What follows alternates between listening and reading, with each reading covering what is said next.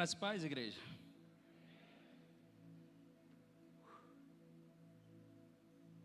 Eu não sei como é que está o coração de vocês, mas sempre que eu vejo essa parte do filho pródigo,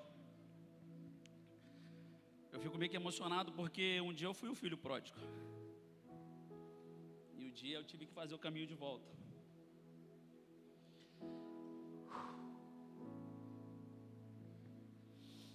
Todos nós um dia temos que fazer o caminho de volta. Todos nós um dia nos desviamos ao longo do tempo. Nos desviamos na caminhada. Ah, Jô, é normal? Não, não é normal. Nunca é normal o filho se afastar do pai. Não é o desejo do pai. O desejo do pai é que todos estejam próximos, sentados à mesa com ele. Esse é o desejo do pai.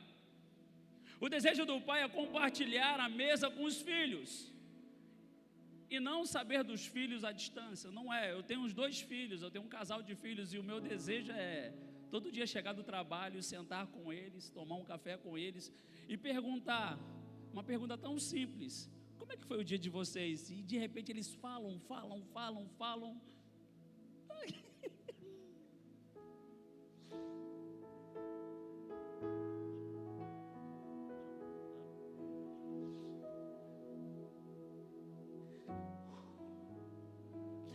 E o desejo é todo dia chegar do trabalho e compartilhar com eles como foi o meu dia, e ouvir deles como foi o dia deles. Esse é o desejo do pai. E eu te pergunto: o que você veio fazer aqui hoje? O que te tirou de casa num domingo desse? Vou encontrar alguns na igreja, vou matar saudade, vou conversar com alguns. Hoje a gente está junto como família. Hoje nós estamos sentados à mesa e o Senhor está aqui conosco. Quando me feito o convite de trazer essa ministração, eu fiz uma pergunta para Deus.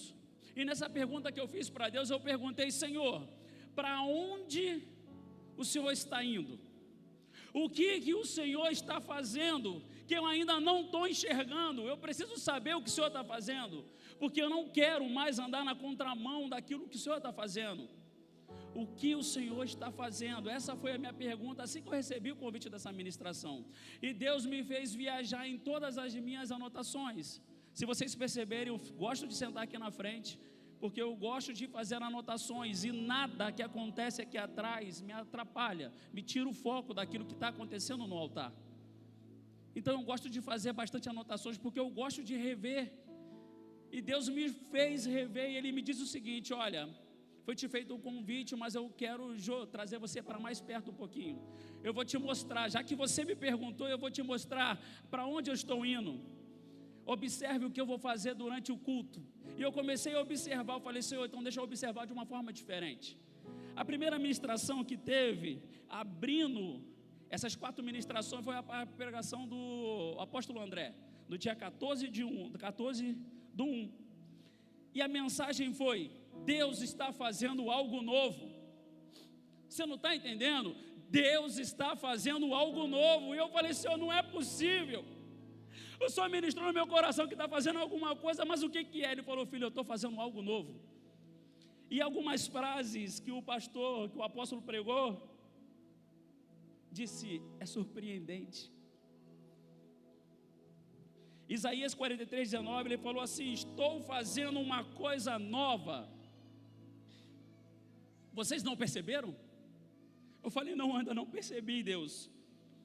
Na quinta-feira foi a mensagem do Wellington, no dia 18 do 1, e a mensagem foi: a construção do milagre. Eu falei: como assim, Deus? E a pergunta do Wellington foi: o que te trouxe aqui? Você lembra, Wellington? Está ali, ó. O que te trouxe aqui?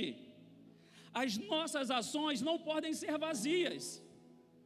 O que eu faço tem que estar alinhado acerca daquilo que Deus quer para mim.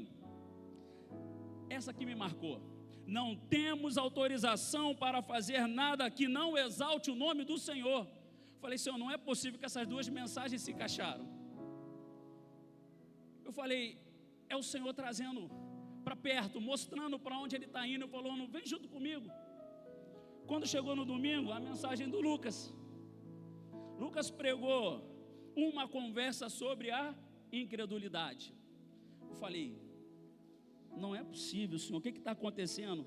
E o Lucas, ele fala uma coisa muito interessante no início da sua mensagem sobre o sincerão.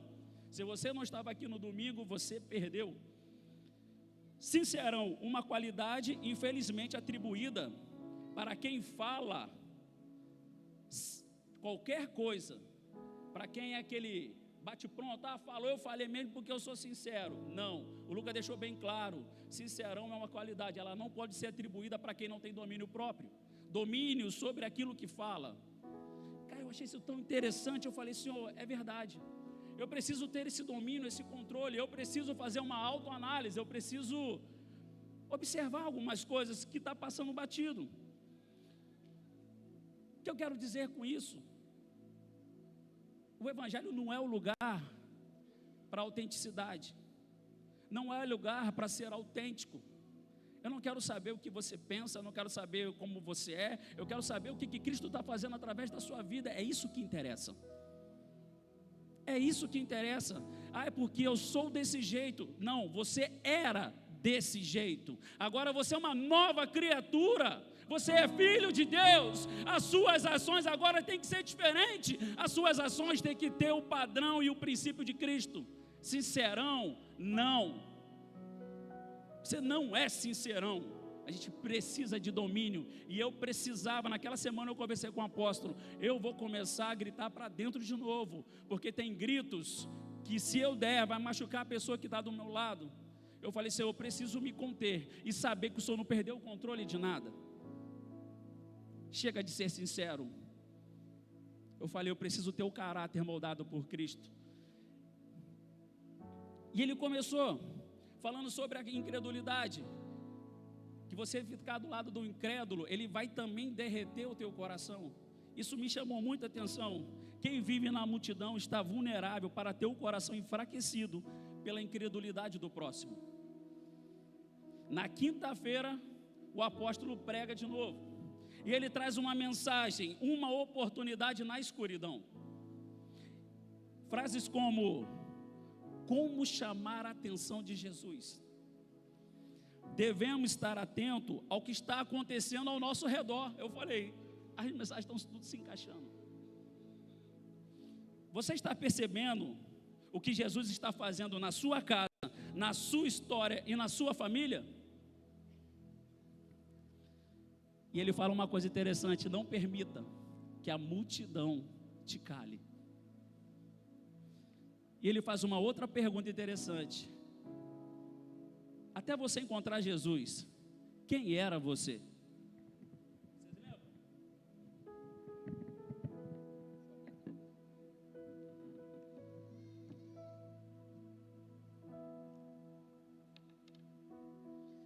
Até encontrar Jesus, quem era você? Eu falei, Senhor, não dá para eu fazer nada diferente daquilo que o Senhor está fazendo. Saber para onde, saber o que o Senhor está fazendo, só me resta uma coisa, fazer junto com o Senhor.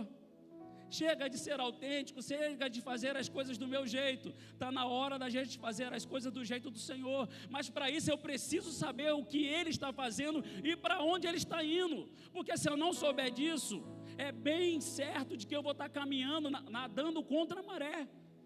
É bem certo que Deus está indo para o lado e eu estou puxando para o lado oposto. Ou eu satisfaço o meu ego, ou eu vivo o Evangelho. Não tem meio termo. Eu falei, Senhor, eu preciso entender o que o Senhor está falando. Ele falou, Josemã, não foi assim que ele falou. Ele falou, filho. Acho que filho ficou mais bacana. Ele disse, filho, eu te dei uma mensagem. E essa mensagem foi vista, você já escreveu há uns 3, 4 meses. Só que o título dessa mensagem vai se chamar Convergência. O que é convergência? É quando todas as ações ou todas as vidas se encaminham para um ponto em comum. E esse ponto em comum se chama Cristo. Cristo está trazendo a sua igreja para o centro de novo. Quem é o centro? Cristo. Ele está despertando filhos que estavam adormecidos, Ele está despertando filhos pródigos, Ele está chamando novamente a sua igreja para o centro da vontade dEle. Ele está fazendo uma coisa nova, vocês não estão vendo? Vocês não estão vendo? E quando o pastor termina na quinta-feira, ele fala assim: éramos cegos, mas agora eu vejo. Senhor, eu estou vendo o que o Senhor está fazendo com a igreja Reino aqui em Angra dos Reis. Eu estou vendo o que o Senhor está fazendo com as igrejas, nossas vizinhas, nossas irmãs. Eu estou vendo esse movimento em Angra dos Reis. Pai, está vindo um grande avivamento para cá. E o Senhor está trazendo os seus filhos para o centro da tua vontade. Eu não quero ficar de fora disso. Falei: Senhor, é só na igreja que o Senhor está falando isso? Ele falou: não. Fomos pescar. Falei: Senhor, fala comigo de novo. Um grupo de irmãos se reuniu, nós fomos pescar de sexta para sábado. Marquinho, tá aí, Marquinho? Marquinho estava com uma conversa junto com o apóstolo lá. E ele fala o seguinte: não é possível, as pessoas não estão entendendo. Deus está chamando para o centro.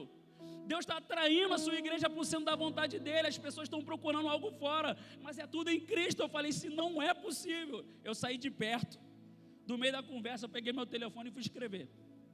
Falei: eu preciso escrever. Irmãos, eu perco algumas coisas se eu não escrever. Então, se vocês estiverem conversando comigo e eu parar, for para o telefone, é porque eu estou escrevendo. É porque Deus usou você para falar e eu estou escrevendo. E quando o Marquinho teve essa conversa junto com o apóstolo, eu olhei assim e falei: Senhor, é para o centro, é convergência, é trazendo a sua igreja. Ei, eu era cego, agora eu estou vendo. Falei: Senhor, muito obrigado por isso. E essa mensagem que eu comecei a preparar, ela é com muita informação, e eu comecei a ler, comecei a estudar, e veio uma enxurrada de informação. É como se realmente os meus olhos se abrissem e eu conseguisse enxergar tudo. Eu falei: Senhor, como é que eu vou alinhar isso? Eu acordei hoje de manhã: Senhor, eu preciso alinhar isso tudo agora. Eu já tenho tudo pronto, mas não está pronto. Já é, mas agora não. Eu falei: eu preciso alinhar. Aí quando eu acordei hoje 6 horas da manhã, eu falei: vou tomar uma xícara de café e vou sentar. Eu sentei de frente ao computador, o Espírito Santo falou assim comigo: filho, você não está em paz. Eu falei: Senhor, então o que eu faço agora? Vai dormir, até teu coração ficar em paz. Depois você volta e a gente termina uma leitura junto. Eu parei, comecei a chorar e deu 6h30, 6h40, eu fiquei chorando. Eu falei: eu vou dormir. Dei um abraço na minha esposa, deitei do lado dela de novo e fui dormir. E o Espírito Santo começava a ministrar no meu coração: filho, essa voz que está gritando aí dentro, você precisa acalmar ela. Você precisa parar essa voz, porque você só vai ouvir a voz de Deus quando você calar a sua. Eu falei: Senhor, mas eu quero trazer a mensagem, eu quero montar. Ele falou: não é você, sou eu. E quando o pastor lançou aquele post, eu falei: estou entendendo, Espírito Santo. Ele falou: é isso, sou eu que vou fazer, você não vai fazer nada, apenas cala, porque se você não calar, você não vai ouvir a minha voz. Eu falei: obrigado, pai. Fui para a cama, dormi e acordei 9 horas. A minha esposa veio para o culto, veio para o curso, voltou, tomamos um café junto, tivemos um momento. Eu falei: amor, acho que agora eu vou escrever. Quando eu comecei a escrever, era como se tudo, de repente assim, eu voltasse a ver de novo. E eu comecei a entender que Deus estava trazendo a sua igreja para o centro novamente.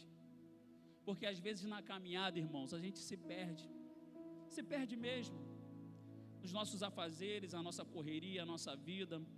A gente deixa de ler um dia, daqui a pouco a gente quer acumular para ler tudo em 2 dias. Não é, é um maná, é uma porção diária. O maná de ontem não serve para hoje. Se você não comeu hoje, estragou, amanhã é outro dia. A gente tem essa mania de deixar acumular a leitura. Desculpa, para com isso. Para de querer acumular a leitura. Nós estamos num processo muito top agora de ler a Bíblia num ano. Tem gente que às vezes vem falar comigo: ah não, que não deu para ler agora. Às vezes eu ouço: ah, não deu para ler agora, eu vou deixar acumular para ler Daqui a pouco eu leio 2, 3 capítulos, irmãos, o maná é diário, todo dia. Não é comer tudo num dia só, todo dia um pouquinho. E a gente vai desenvolvendo esse relacionamento com Deus, a gente vai desenvolvendo essa intimidade com Ele. Eu quero convidar vocês a ler comigo João 6, versos 53.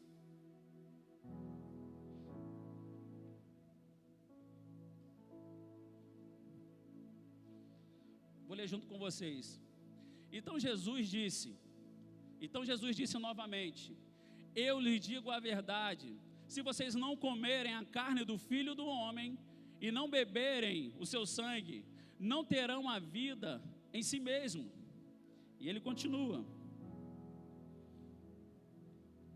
mas quem come a minha carne e bebe o meu sangue, terá a vida eterna, e eu o ressuscitarei no último dia.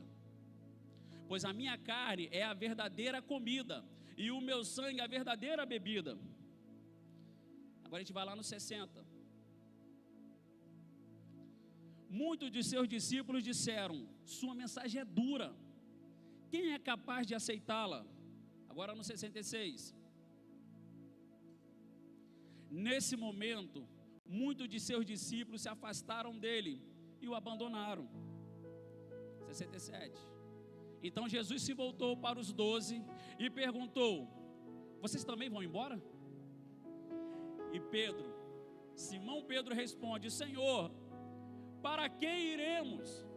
Para onde nós iremos? Existe outro semelhante ao Senhor? Eu vou fazer o que em outro lugar, se só o Senhor tem as palavras de vida eterna? Só até aí. Entenda uma coisa: aceitar Jesus não é o final de uma caminhada. Aceitar a Jesus é o início de uma grande jornada. As pessoas acham que aceitou Jesus, acabou ali. Não acabou. Existe um relacionamento que precisa ser desenvolvido. Existe algo que você precisa fazer junto com Cristo. Não é apenas aceitá-lo como Salvador. Jesus sempre nos fez um convite de aceitar. E eu te digo uma coisa: aceitar Jesus aqui agora não vai te custar nada, mas uma vida de caminhada com Ele irá te custar tudo. É por isso que muitos deixam de seguir a Jesus, porque quando começa a vir esse confronto de custar alguma coisa, as pessoas não querem abrir mão. Custa eu ter que mudar o meu jeito. Sim, você vai ter que mudar o seu jeito. Você não é assim, você não nasceu assim. O pecado te tornou assim, mas Jesus hoje veio para te tornar semelhante a Ele. E aqueles que aceitaram a Jesus, Ele deu-lhe a chance, o direito de ser chamados filhos de Deus. Acabou esse jeito. Quando Jesus faz esse convite de comer a minha carne e beber do meu sangue, é um convite para desenvolver um relacionamento e compartilhar da mesma vertente, ou seja, viver da forma que Ele viveu, viver conforme os seus princípios e os seus mandamentos. A Bíblia é recheada de princípios e verdades. O diabo criou a distorção e conceitos. A sua opinião e a minha opinião é conceito. O que está na Bíblia é princípio. O que está na Bíblia é verdade. Então é melhor seguir o que está na Bíblia ou seguir os meus conceitos? É melhor seguir a Bíblia. É melhor seguir a Bíblia ou seguir os seus conceitos? Seguir a Bíblia. A Bíblia é recheada de princípios. E esse convite de comer da carne e beber do sangue criou um grande alvoroço naqueles que estavam na multidão. E é isso que eu quero conversar com vocês, a respeito de vocês, de nós, não vocês, de nós, identificarmos qual é o ambiente que estamos vivendo. Jô, é possível isso? Lógico que sim. Vou apresentar para vocês hoje duas vertentes, de pessoas que andavam próximas de Jesus e pessoas que andavam na multidão. Jesus estava falando para um povo que veio através dele por conta da provisão. Se vocês olharem todo o capítulo de João, vocês irão perceber que Jesus acabou de multiplicar os pães. E quando ele multiplicou os pães, que serviu a todos aqueles que estavam ali com ele, ainda sobraram alguns cestos. No dia seguinte, Jesus saiu dali e se caminhou para Cafarnaum. Pegou o barco e foi para Cafarnaum. Quando a multidão dá por si, Jesus sumiu do meio deles. Eles ficam desesperados e começam a procurar a Jesus. Aonde está Jesus? Para onde ele foi? A multidão atravessa até Cafarnaum para encontrar Jesus. Quando chegou lá, Jesus diz uma palavra para ele: vocês só estão me procurando por conta da provisão, por conta da multiplicação dos pães. Essa é a multidão. Ela anseia por provisão e estabelece o relacionamento no que ela pode tirar de Cristo. E quase sempre deixa de seguir a Jesus por conta do confronto que são gerados durante o relacionamento, durante a caminhada. Não é errado, entenda, o Senhor é o Senhor da provisão. Mas seguir a Jesus por conta da provisão, um dia você terá um confronto, e você vai ser confrontado pelo próprio Jesus. E Jesus começou a confrontar a multidão. Vocês só estão vendo a mim por causa da provisão. Multidão se movimenta, ela anda de um lado para o outro, buscando igual o gafanhoto, aonde que eu posso agora tragar, o que eu posso comer aqui. Ela vai de um lado para o outro atrás da provisão, ao invés dela descansar aos pés do Senhor, que é o dono de tudo, ela prefere buscar a provisão. Ela prefere buscar o movimento. Olha, eu fiquei sabendo que em tal lugar está acontecendo tal coisa, em tal lugar está acontecendo tal coisa. E na hora que ela é confrontada, ela não tem alicerce. Ela até entende a palavra que foi liberada, mas ela não quer aceitar. Multidão não aceita confronto. Por quê? Porque ela não tem responsabilidade com nada. Essa é a multidão. E muitas pessoas seguiam Jesus. Seguiam. A Bíblia diz que chamava eles de discípulos. Muitos deixaram de seguir quando Jesus confrontou. Muitos deixaram de seguir a Jesus porque não aguentaram.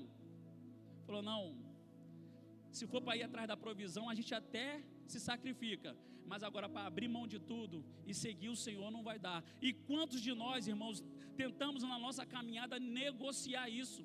Jesus já te chamou, Jesus já bateu a sua porta, Jesus já entrou no seu coração, Jesus já te deu uma direção, mas você ainda continua negociando com Deus, o que eu vou largar e o que eu não vou largar, o que é pecado e o que não é pecado.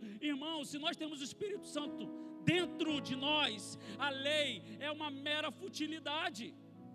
Não existe mais essa: será que isso é pecado? Será que isso não é pecado? Pergunta ao Espírito Santo.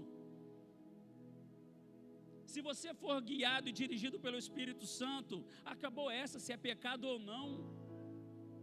A questão agora é: eu estou fazendo o que Deus está fazendo ou não? Essa é a questão. Porque a lei já não tem mais peso sobre aqueles que são filhos. A lei não tem mais peso sobre aqueles que são filhos e são guiados pelo Espírito, porque eles fazem exatamente aquilo que vê o Pai fazendo. E contra isso não há lei. Contra isso não há condenação. E Jesus continua. Eu quero que você entenda que Jesus, ele nunca confrontou, ele nunca afrontou, ele confrontou. Algumas pessoas, elas confundem o que é afronta e o que é confronto. Confronto, ele gera em nós maturidade. Confronto, ele revela o que está aqui dentro e precisa ser mudado. Esse é o confronto. Jesus nunca afrontou ninguém, mas sempre o confrontou. Jesus sempre tirou o que está de ruim, que a gente esconde. Ele sempre revelou, para que a gente pudesse se arrepender disso. Enquanto que a afronta é o dedo na cara, é quando você não presta, é quando pessoas falam mal de você. Mas deem graças a Deus quando isso acontecer, porque quando isso acontecer, é a oportunidade de você se manifestar como filho de Deus. Quando a afronta vier sobre ti, é uma oportunidade que Deus está te dando para você manifestar aquilo que Ele já plantou dentro de você. Mas para isso você precisa estar alicerçado, porque na hora da afronta é a hora que a gente fala que vai começar a espremer. E qual é o suco que vai sair? quando nós fomos espremidos, água doce, água amarga, quando você é afrontado, o que você fala quando vem essa afronta?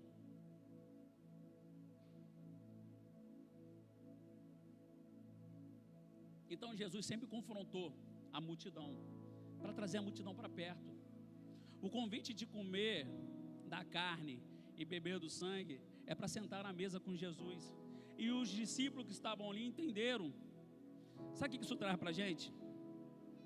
A palavra ela foi dura. Sim, eles entenderam a palavra. Então a palavra é de fácil aceitação.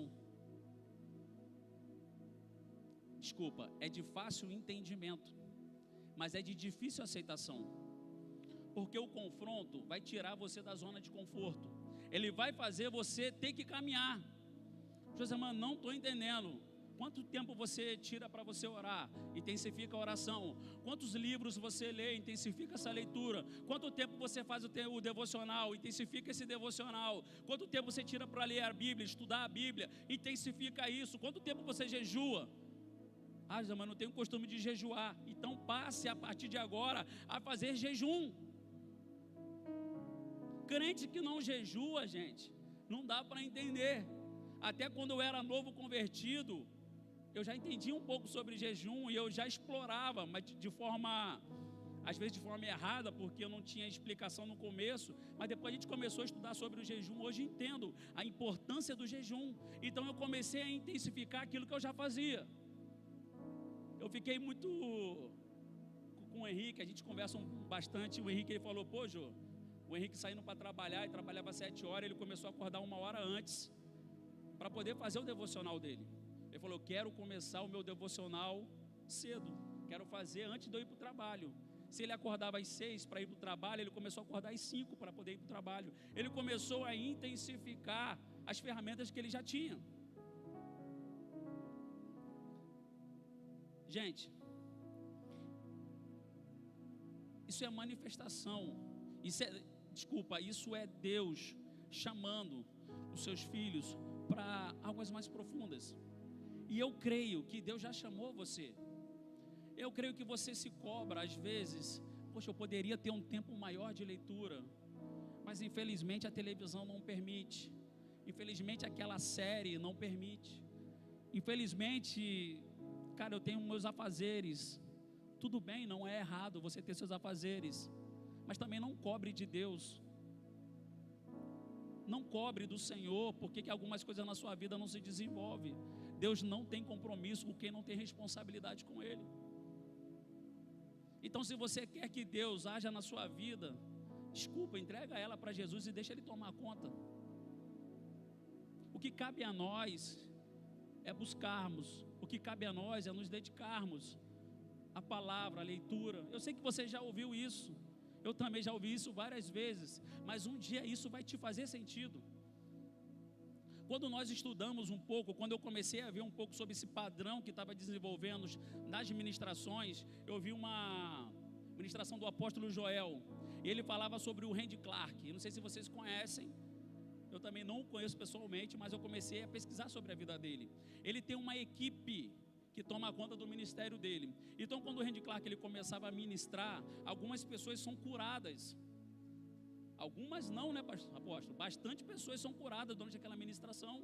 Ele tem um ministério desenvolvido para essa pegada de cura, de operar maravilhas. E essa equipe, ela fica de olho em tudo que está acontecendo no templo, computadores ligados, fazendo anotações, qual foi a mensagem que foi liberada, qual louvor cantou, como é que foi isso, como foi aquilo, fazendo todo o detalhamento do culto, porque eles acreditam que existe uma ciência por trás desse padrão, e eles procuram replicar isso sempre, para que os milagres possam estar acontecendo, porque existe atmosfera em ambientes, eles entendem isso, onde Deus se manifesta de uma forma imensurável, nos louvores, durante a palavra. Então a equipe toda prepara um ambiente para que Deus se manifeste. Existe um padrão, eles acreditam nisso, isso é bacana. E eu tive essa experiência dessas 4 ministrações. Eu falei, realmente, Deus ele está se movimentando, Deus ele está fazendo. É a gente que às vezes a gente não enxerga. Aquela palavra que Deus te deu era o gatilho, ou era o divisor de águas para você ter um relacionamento mais profundo com Ele. Mas infelizmente é uma briga constante entre carne e espírito. O espírito te apontando uma direção e a carne fazendo você nadar para o outro lado. Tudo que a gente faz, tudo que a gente tem que fazer, precisa e necessita estar atrelado com a vontade de Deus. Essa foi a mensagem do pastor Wellington na quinta-feira. Ela precisa estar atrelada com a sua vontade. O que eu estou fazendo aqui, irmãos, é nada diferente do que já aconteceu durante o culto, durante essas semanas. Eu só estou replicando hoje a mensagem. Eu só estou falando a mesma coisa e de repente com uma outra ótica para que a gente possa entender para onde Deus está nos levando. Sabe por quê? A multidão ela não tem face, ela não tem rosto, então a multidão não enxerga. Josemã, significa que eu esteja vivendo uma multidão se eu não estiver enxergando? Provavelmente. Você está dentro de uma multidão, multidão não tem face. Dentro de uma multidão você não consegue reconhecer ninguém. Multidão tem um grande problema chamado falta de identidade. Multidão não sabe quem ela é. Se você não sabe quem você é, você não sabe a sua origem. Se você não sabe a sua origem, você não sabe o seu destino. Eclesiastes diz que nós voltaremos esse corpo para o pó e o nosso espírito para Deus, assim como Deus nos fez do pó e soprou em nós o espírito, o fôlego de vida. Daqui a pouco nós retornaremos para Ele. Se eu não sei a minha origem, como é que eu vou saber o meu destino? Se eu tenho um problema com a identidade, é bem provável eu estar perdido no meio da multidão. Quando você pega a sua identidade, você pode ver que você chegar em casa, ela tem o seu nome, né? Ela tem a data que você nasceu, ela tem o nome do seu pai e ela tem o nome da sua mãe. Quando você pega a sua identidade espiritual, está escrito o que lá? No nome do pai. O que está escrito ali? Nós precisamos voltar ao centro. Nós precisamos sair dessa multidão. Precisamos parar, analisar o ambiente que estamos inseridos e sair de dentro dessa multidão. Voltar às origens, voltar a ter um relacionamento com Deus. Multidão não gosta de relacionamento. Sabe por quê? Porque multidão não quer responsabilidade. Multidão não quer responsabilidade. Observe bem, a multidão é a que mais reclama, a multidão é a que mais fala mal e é a que menos ajuda. Mas quando se trata de provisão, é a primeira a chegar, igual o gafanhoto. Essa é a multidão, e muitas vezes eu tive na multidão. Eu vou lá hoje no culto para pegar uma bênção para mim. Eu vou lá hoje no culto para ver uma palavra que vai ser liberada para mim. Desculpa se você veio com esse pensamento hoje de trazer alguma coisa, de tirar alguma coisa do altar, mas hoje você vai deixar alguma coisa no altar, nem que isso te custe tudo. Está na hora de abrirmos mão da nossa vida e sair do meio dessa multidão e assumir responsabilidade. Só que a multidão tem medo de assumir responsabilidade, porque quando eu assumo responsabilidade, a minha face aparece. E é bem provável que eu vou ter um confronto. E nesse confronto vai ser externado o pecado que eu guardo dentro do coração. Porque a multidão, ela encobre o pecado. Mas quando eu ando com Jesus, a cada caminhada, a cada relacionamento, aquilo que está aqui dentro, guardado, escondido, vai chegar uma hora que Jesus vai tocar lá e vai fazer esse pecado aflorar. E aí vai chegar a hora do arrependimento. O pastor falou aqui há um tempo atrás, o nosso apóstolo comentou um tempo atrás, não importa se você pecou 1, 2 ou 3 vezes, mas o que importa é quantas vezes você se arrependeu daquilo que você fez e largou. Tem gente que só pecou 2 vezes, mas não se arrepende. Desculpa, só tem um caminho para você. Mas tem gente que pecou uma multidão de pecado, e eu gosto tanto disso, que quando eu me arrependo, Ele pega tudo aquilo que ficou para trás e lança no mar do esquecimento. O próprio Cristo não se lembra mais da minha vida. Ele falou: irmãs, daqui para lá não me importa mais, vamos estabelecer um novo relacionamento daqui para frente. Daqui para frente, você se arrependeu, se arrependi, Senhor, larguei, então vamos estabelecer um novo relacionamento. Só que a multidão não quer isso. Eu estou te fazendo um convite hoje: sai da multidão, sai da multidão, assume responsabilidade com os cultos, responsabilidade com as células, responsabilidade com as faxinas. José, mas tem que fazer faxina na igreja? Tem. Se você ama essa igreja, da qual você vem, terça, quinta, domingo, conferência, mas você não ajuda na manutenção dela, é bem provável que você esteja no meio da multidão. Já que fulano não faz, eu também não vou fazer. Multidão. Ajude o seu líder de célula. Não, ficou fraco. Ajude o líder de célula, não, ajude a tua igreja. Você acredita na Reino? Quem aqui acredita na Reino? Só meia dúzia acredita na Reino. Quem aqui acredita no que Deus está fazendo na comunidade evangélica Reino? Então vamos embarcar nisso. Vamos sair do meio dessa multidão de 1000 pessoas agora e vamos começar a ter uma identidade diante de Deus. Eu não estou chamando você para ser pastor, eu não estou chamando você para ser evangelista, não estou chamando você para ser mestre, não estou falando que você tem que ser profeta, não estou falando nada disso. Eu estou chamando você para ser filho. Deus não te chamou para fazer nada disso, Ele te chamou para ter relacionamento com Ele.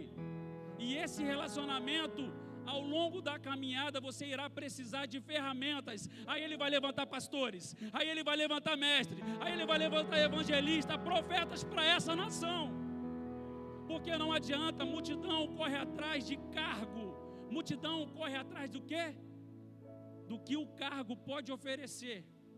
É isso que multidão quer, status. Mas os filhos, eles querem mesa. Os verdadeiros filhos querem mesa. Entra no teu quarto, feche a tua porta, ore ao Senhor em secreto e Ele te recompensará. Entra no seu quarto. O que é entrar no seu quarto? É sair do ambiente onde você estava e vai para um ambiente onde só Ele está. Quarto é lugar de descanso e de intimidade. Feche a porta para que ninguém entre no seu quarto. Feche a porta para que a tua intimidade entre você e Deus não seja exposta. Para quem ainda não tem direção, para quem ainda não tem relacionamento, que a sua intimidade não seja exposta, para quem não deva ver. Quando Deus começar a falar com você, que você entendeu o que é ser filho, desenvolver esse relacionamento com Ele, aí Ele vai falar: filho, você está pronto, está na hora de eu te dar uma ferramenta. Quantas pessoas eu conheço que têm o título, mas não têm a unção? Quantas pessoas eu conheço que querem o título, mas não querem a unção? Esse é o grande perigo que a gente tem hoje em dia, porque é cego guiando cego. Quem não tem a unção está te falando o quê? Qualquer coisa que não venha do trono de Deus, que quando emana do trono de Deus, ela vem recheada de unção. E eu confesso aos irmãos que eu estou buscando isso todo dia, me calando mais e ouvindo mais. Eu preciso me calar diante daquilo que Deus está fazendo, porque eu não ouço o que o Senhor está falando. Eu preciso entender para onde Deus está indo, porque eu vou ser bem sincero, ser cristão é fácil ou difícil? Não responda, a não ser que você queira. Mas ser cristão é fácil ou difícil? Aí muitas pessoas dizem: não, ser cristão é muito difícil.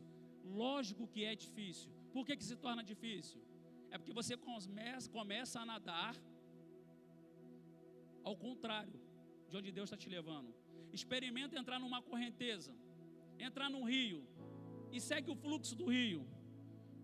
Só boia, só abre os braços e fala: Senhor, me rendo. Eu estou rendido, eu me rendo a Ti, Senhor. Entra no rio e deixa o rio te levar. Você não vai se cansar. E o rio está te levando, o rio está te levando, e você não irá se cansar. Agora começa a nadar de encontro à correnteza, você vai se cansar. Sabe o que é isso? É o Espírito te levando para um lugar, e a sua carne gritando para você não ir. Ou a multidão onde você está inserido falando, não faz isso não, pô. Bobeira esse negócio aí. Ah, para com isso, pô. Vai orar por quê? Vai jejuar por quê? Ah, bebe um golinho aqui, pô. Ah, que bobeira, pô. Sair do culto e a gente... Vamos fazer a nossa farra agora. Não tem nada a ver com isso. A multidão sempre vai te levar para um caminho longe do Pai. Sempre vai te levar. É por isso que ser cristão é difícil. Mas a partir do momento que a gente abrir mão daquilo que eu quero, se torna fácil. Porque eu não vou fazer mais esforço. Eu só vou seguir o fluxo do rio. Eu só vou seguir para onde Deus está levando. Eu só vou seguir para onde o Espírito Santo está conduzindo. Então a gente precisa sair desse ambiente. Desculpa o horário, agora eu vou me adiantar, tá? Jesus sempre irá nos confrontar para gerar em nós amadurecimento. Mas isso pode gerar, lógico, ao longo do tempo, como eu falei, desconforto. Sair dessa zona de conforto, onde Satanás te nina, é muito difícil. Sabe por quê? Você está só no balanço aqui, ó. Satanás está só te ninando. Está muito bom, aqui, ó. Pula fora disso. Pula fora disso. A zona de conforto é um berço onde Satanás te nina. Já dizia, se eu não me engano, eu acho que era Helena Tanuri, ela tem essa frase. E eu peguei isso para mim, eu falei, eu preciso ser desafiado todo dia por Deus. Ser desafiado, ser confrontado por Ele, para gerar em mim amadurecimento, para eu deixar de ser de quem eu era, antes de conhecer Jesus e começar a me tornar semelhante a Ele. Quantos erros eu cometi por falta de leitura bíblica, de saber o que Jesus fazia em cada situação. Jesus, Ele não apedrejava, mas Ele estendia a mão para poder tirar a prostituta do pecado. E a gente é o primeiro a apedrejar. Aquele que não tem pecado já está tacando a pedra. A gente faz isso. Ah, que fulano fez isso, fulano fez isso. Não, mas porque fulano não presta, fulano está andando com o ciclano, e fulano está andando com o beltrano. Eu achei muito interessante quando eu ouvi o apóstolo Joel falando que um discípulo chegou para ele e disse, olha, o seu pastor, fulano, ciclano está fazendo isso e aquilo. O apóstolo Joel imediatamente ligou para esse pastor, esse discípulo dele, trouxe ele para perto. Quando foi viajar, levou ele. Tempo depois, o que foi fazer a fofoca, porque ao invés de orar, quis criar um atrito. Tempo depois foi questionar com ele, mas o senhor chamou a atenção dele, o que o senhor fez? Ele falou, não, ele está doente, ele precisa de cuidado. Se ele está precisando de cuidado, eu vou trazer ele para perto de mim, porque eu sei quem pode curá-lo. Eu sei quem pode curá-lo, Jesus, e eu tenho Jesus dentro de mim. O que você tem dentro de você que pode curar a vida daquele que está do seu lado? O que você tem? Desculpa se não é essa mensagem que você quis ouvir, que veio para ouvir, mas é de suma importância. Quando eles começam a discutir sobre comer carne, beber sangue, falou, como é que pode? Que palavra dura é essa? Por que Jesus está falando isso?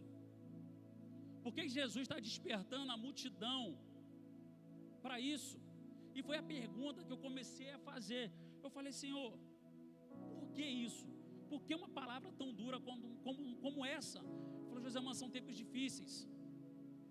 E para esses tempos difíceis, nós precisamos de palavras que sejam palavras bem direcionadas. Porque eu estou precisando de discípulos para esse tempo. Eu falei, Senhor, então essa palavra de confronto que o Senhor está trazendo para mim, que essa palavra me machucou primeiro. Essa palavra de confronto que o Senhor está trazendo para mim, é para gerar o quê? Ele falou, eu preciso que você cada vez mais corra para o centro. Gente, eu continuo trabalhando. Eu exerço minha função. eu trabalho no estaleiro, eu ainda exerço a minha função de pai, eu exerço a minha função de marido, eu ainda cuido da minha casa. Mas desculpa, qualquer sinal de uma pessoa procurando, a minha esposa está aqui, ela não me deixa mentir. Quando do nada, às vezes o apóstolo, a gente vê lá o Cais do Camurim, hoje está virando uma referência, né? Vamos lá no Cais do Camurim, eu não vou por conta da pescaria, eu vou por conta do relacionamento. Eu quero ter um tempo com ele, e o que eu faço? Jogo a minha linha do lado dele e fico sem falar nada às vezes, quando a gente consegue, né? Só para ter esse relacionamento. Esses dias nós estávamos pintando a nossa parede. Pastor, estou partindo. A Anália olhou para mim e falou assim: são 10 horas, está quente, né? Eu falei: moço, são 10 horas da noite. Ela: o que tem? Eu falei: opa, já estou pronto. De repente brotou o molinete, a caixa de pesca. Eu falei: já estava pronto. Ela: mas cadê o rolo de pintura? Eu falei: já lavei. Deu 2 minutos, já estava pronto. Quando fala se tratar de relacionamento, eu largo tudo para ter relacionamento. E não é só com ele. Quantas pessoas já fui tomar café, tendo coisas para fazer? A minha casa estava, eu passei 3 meses tentando pintar um cômodo e eu não consegui. Falei: irmã, mas é questão de prioridade? Falei: sim, a vida que estava ao meu lado. Tinham pessoas que precisavam de uma palavra, tinha pessoas que precisavam tomar um café comigo. Falei: vamos tomar um café, vamos se ajudar. E a gente começou a se ajudar. Eu falei: é para isso que a gente está aqui. Amanhã ou depois Jesus prepara a gente, leva para outro lugar. Amanhã Jesus prepara a minha família e bota um desejo no nosso coração. E daqui a pouco a gente está indo falar do evangelho em outro lugar. E a casa vai ficar lá, pintada ou não. Mas o problema é, a pessoa que veio falar comigo, ela recebeu uma porção do Cristo que está em mim. Jesus está te chamando dessa multidão. Eu sei que você quer fazer alguma coisa, mas essa alguma coisa ela tem que estar atrelada àquilo que Deus está fazendo, porque afinal de contas, né, pastor Wellington? Nós não temos autorização para fazer nada daquilo que Deus não está fazendo. E eu vou te falar uma coisa. Esse divisor de águas vai acontecer na vida de todo mundo. Você vai falar: irmão, já tenho 20 anos de caminhada como cristão, ou como eu tenho 1 ano de caminhada como cristão. Toda vez você vai ser confrontado e direcionado para um nível maior. Toda vez isso vai acontecer. José, irmão, é sério? Eu falei: sério. Jesus falou com a multidão. E quando Jesus vai falar com a multidão, muitos deixaram de seguir a Jesus, porque não aguentaram aquela palavra. Eu entendi o que o Senhor falou, mas aceitar o que o Senhor está falando eu não quero. Todos nós iremos ter um ponto, um divisor de águas. E nesse divisor de águas é o seguinte, gente: ou você segue aquilo que Deus te direcionou, ou você volta a fazer o que a multidão está fazendo. É um divisor de águas, são vocês que vão escolher. Deus está te dando direcionamento e também está te dando a responsabilidade humana. É responsabilidade sua escolher: vou viver aquilo que eu acho que eu tenho que viver, ou vou viver o que Deus está falando. É tempo de se calar. Não é tempo de pensar em nada. Quando chegar esse momento, não é tempo de você ficar calado. É tempo de você orar. É tempo de você buscar intimidade com o Espírito Santo para tomar coragem e romper de uma vez por toda com isso. A gente às vezes precisa romper com o nosso passado. Precisamos sim, mas eu vou te falar, é muito mais difícil romper com o nosso eu. Romper com o nosso eu é muito mais difícil. Só que Jesus, na caminhada, no relacionamento, você vai chegar num tempo, nós iremos chegar nesse tempo, em que a gente vai ter que tomar uma decisão entre o nosso eu, entre o nosso ego, com aquilo que Deus está fazendo. É um divisor de águas. E é por isso que de muitas das vezes você vê homens e mulheres despontando. Por quê? Porque ela teve um momento de divisor de águas e ela decidiu tomar uma decisão. Porque a gente gosta de ver muito bem, cara, as coisas estão acontecendo na vida de fulano, mas a gente não entende todo o processo que ele passou até ali. Eu li um livro do Mahesh Chavad. O Walter conhece esse livro, né, Walter? O Poder Secreto do Jejum e da Oração. Recomendo vocês lerem esse livro, porque foi o livro que o Luciano Subirá usou como base para escrever o livro dele acerca também de jejum. E eu estava lendo esse livro do Mahesh Chavad, quando eu ouvi o pastor Luciano Subirá falando sobre acerca desse livro, eu falei: eu preciso ler esse livro também. ele levou um processo, eu não vou dar spoiler do livro, mas rapidamente, ele levou um processo de 10 anos, jejuando, e o Espírito Santo direcionando quantos dias, em que jejuar, quanto tempo, e ele queria, eu não sei se ele queria escrever, ou o Espírito Santo ministrou no coração dele para ele não escrever. Ele levou 10 anos para escrever esse livro, porque o Espírito Santo, antes de dar um ministério para ele, deu relacionamento, e ele começou nesses 10 anos a ter um relacionamento. Sabe o que é isso? Lugar secreto, o quarto, entrar no quarto, fechar a porta, orar ao Pai, e em secreto ele estava revelando as coisas. Chegou no período de 10 anos, falou, agora lança o livro.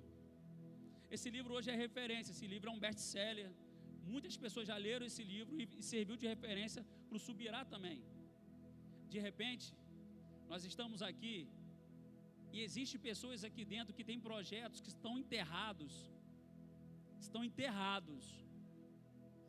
porque você está num divisor de águas, você não sabe o que fazer, chegou na tampa da panela, chegou na tampa, bateu na tampa, o que eu faço agora? Jejum. Que, Josemã? Jejum. Fazer jejum? Sim. Oração, Bíblia, começa a buscar o Senhor com intensidade, até que Ele fale, até que Ele te revele. Começa a fazer jejum, porque quando você faz jejum, você tem mais sensibilidade para ouvir a voz do Senhor. Tem pessoas que estão aqui, que estão falando, não é possível, eu não estou conseguindo romper. Em nome de Jesus, você vai sair daqui com uma direção hoje, e você vai romper isso, de uma vez por toda. Mas precisa você sim, nós precisamos sim voltar ao centro, para Jesus, e ter Ele como referencial para a nossa caminhada. Existe uma direção divina, mas existe uma responsabilidade humana. Cada vez que você exerce o seu chamado, ele vai ficando mais intenso, aonde há um avivamento, também há manifestação demoníaca. Não pensa você que aceitar a Jesus tornou você uma pessoa agora livre de problemas. Não. Tornou você agora uma pessoa que virou um alvo para Satanás. Aonde há um avivamento, também há manifestação demoníaca. Então você precisa blindar tanto a sua mente quanto o seu coração. E eu não posso mais, tem tanta coisa para a gente conversar, mas eu preciso finalizar com vocês. Quando Deus chama a multidão e fala que no estádio de louvor pode subir, quando Deus chama a multidão e Ele fala acerca de comer a carne e beber do sangue, Ele estava chamando essa multidão para ter um relacionamento mais próximo dEle. Falou, vamos sentar à mesa. E essa multidão não quis aceitar esse convite. Ela preferiu deixar de seguir a Jesus. Mas sabe o que é mais interessante? Quando Ele vira para os 12, Ele faz a mesma pergunta para os 12: vocês vão para onde? Para onde que vocês vão? Imediatamente levanta Pedro: Senhor, para onde eu irei? Para onde nós iremos, Senhor? Se só Tu tens a palavra de vida eterna, não existe outro lugar para ir, Pai. Diante de um divisor de água desse, sempre opte pelo caminho de seguir a Jesus. Quando Tiago e João vão conversar com Jesus, Jesus já estava indo para o monte, e lá ele ia ser capturado, para ser julgado. João chega para Jesus, João e Tiago chegam para Jesus e faz o seguinte, está em Marcos 10, eu vou ler aqui com vocês, não precisa projetar. Então Tiago e João, filhos de Zebedeu, vieram e falaram com ele: mestre, queremos que nos faça um favor. Que favor é esse? Perguntou Jesus. Eles responderam: quando o Senhor se sentar em seu trono glorioso, queremos nos sentar em lugares de honra ao seu lado, um à sua direita e outro à sua esquerda. Jesus lhe disse: vocês não sabem o que estão pedindo. São capazes de beber do cálice que eu beberei? São capazes de ser batizado com o batismo com quem serei batizado? Somos, responderam eles. Então Jesus disse: de fato, vocês beberão do meu cálice e serão batizados no meu batismo. Tiago e João queriam lugar de honra, Tiago e João queriam cargos, mas quando Jesus o confrontou, falou: vocês não estão sabendo o que vocês estão pedindo, vocês precisam beber do meu cálice e também participar do meu batismo. Ele falou assim: a gente está preparado para isso. Jesus tirou dele, de Tiago e de João, a visão de cargo, a visão de lugar de honra, e trouxe eles para serem sacrificados junto com Cristo. Foram martirizados por amor ao Evangelho, porque entenderam e não largaram a Jesus quando foram confrontados. Por isso que os nomes deles até hoje são falados. A multidão que largou a Jesus, quando veio o confronto, ninguém lembra. Agora os discípulos são lembrados até hoje, porque quando chegou o divisor de águas, eles falaram: Senhor, nós iremos beber do mesmo cálice, nós iremos participar do mesmo batismo do Senhor. E Jesus fala: então vamos, estamos juntos. Um morreu sozinho na ilha de Patmos, e o outro foi degolado, foi decapitado, se não me falta a memória. Os dois morreram por amor ao Evangelho.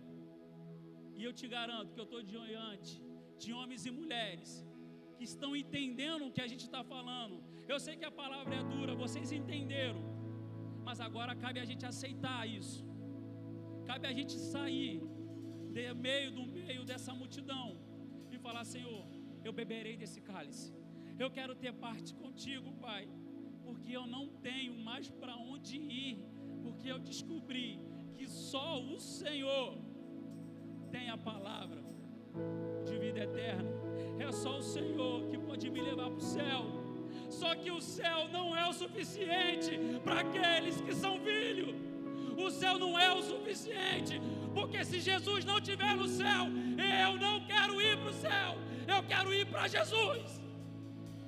Para Jesus, é porque é com Ele que eu quero estabelecer relacionamento.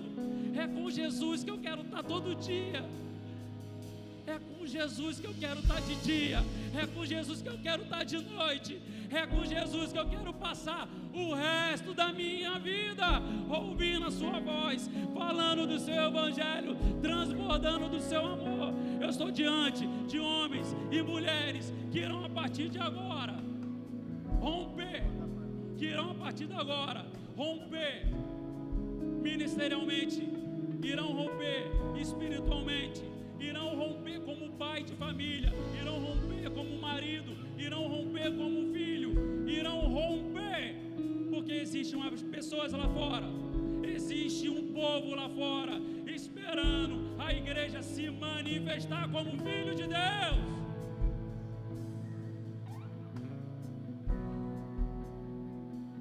Eu estou diante de pessoas que, por mais que a dificuldade venha, mais que as dificuldades possam surgir, nunca irão negar a Jesus, mas muito pelo contrário, irá para perto de Jesus mais ainda.